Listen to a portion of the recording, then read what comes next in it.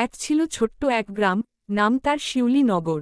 চারদিকে সবুজ মাঠ, কাঁচা রাস্তা আর নদীর ধারে তাল নারকেলের সারি। এই গ্রামের এক কোণে থাকত একটি মেয়ে, তার নাম ছিল মায়া। মায়া খুব কৌতূহলী আর স্বপ্নবাজ। সে প্রতিদিন রাতে আকাশের তারা দেখে ভাবত, এই পৃথিবীর বাইরে কি কোনো জাদুর দেশ আছে। একদিন বিকেলে মায়া নদীর ধারে খেলতে গিয়ে হঠাৎ এক অদ্ভুত আলো দেখতে পেল। আলোটা যেন ধীরে ধীরে তার দিকে এগিয়ে আসছে। মায়া একটু ভয় পেলেও কৌতূহল তাকে থামাতে পারল না। সে এগিয়ে গেল। হঠাৎ সেই আলো থেকে বেরিয়ে এল একটি সুন্দর পরী। তার ডানা রঙিন, চোখে ঝলমলে আলো। পরীটি মিষ্টি হেসে বলল, ভয় পেও না মায়া, আমি লুনা। আমি জাদুর দেশের পরী। মায়া অবাক হয়ে বলল, তুমি কি সত্যিই পরী? আমি তো শুধু গল্পেই পরীর কথা শুনেছি। লুনা হেসে বলল, হ্যাঁ, আমি সত্যিই পরী। আর আমি তোমার সাহায্য চাইতে এসেছি। মায়া অবাক হয়ে জিজ্ঞেস করল, আমার সাহায্য? আমি তো কিছুই জানি না। লুনা বলল, আমাদের জাদুর দেশে আলোর ফুল নামে এক বিশেষ ফুল আছে। সেই ফুল আমাদের শক্তির উৎস। কিন্তু এক দুষ্ট জাদুকর সেটা চুরি করে নিয়ে গেছে। যদি আমরা সেটা ফিরিয়ে না আনতে পারি, আমাদের জাদুর দেশ অন্ধকারে ডুবে যাবে। মায়া একটু ভেবে বলল, আমি কি করে সাহায্য করব?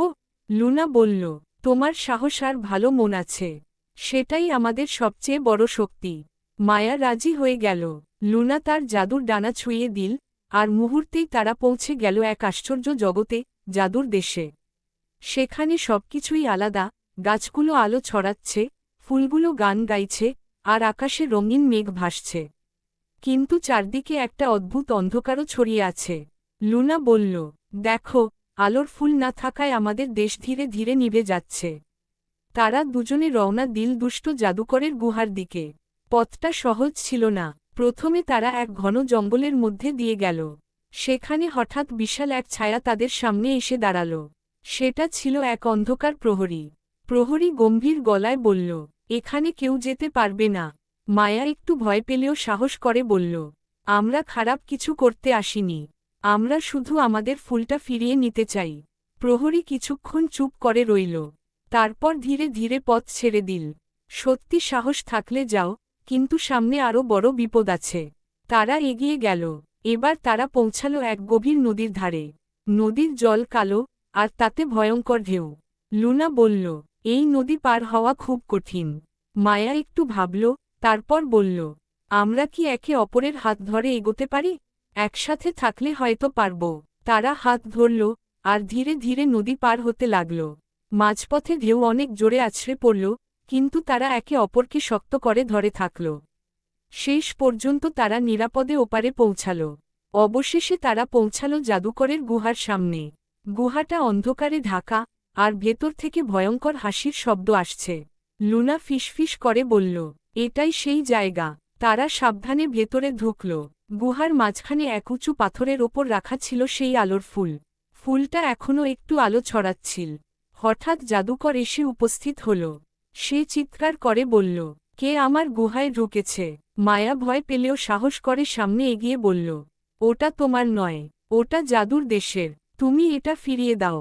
জাদুকর হেসে বলল, আমি এটা কখনোই দেব না। তখন মায়া চোখ বন্ধ করে মনে মনে বলল, আমি ভয় পাব না। তারপর সে দ্রুত এগিয়ে গিয়ে ফুলটা তুলে নিল।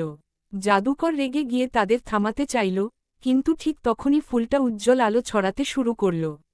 সেই আলোতে জাদুকরের শক্তি কমে গেল। সে ধীরে ধীরে দুর্বল হয়ে পড়ল। লুনা বলল, তাড়াতাড়ি চলো। তারা দ্রুত গুহা থেকে বেরিয়ে এল। তারপর লুনা তার জাদু দিয়ে তাদের আবার জাদুর দেশে ফিরিয়ে নিয়ে গেল। ফুলটা তার জায়গায় বসানো মাত্র চারদিকে আলো ছড়িয়ে পড়ল। গাছগুলো আবার ঝলমল করতে লাগল, ফুলগুলো আবার গান গাইতে শুরু করল। সব পরীরা এসে মায়াকে ধন্যবাদ দিল।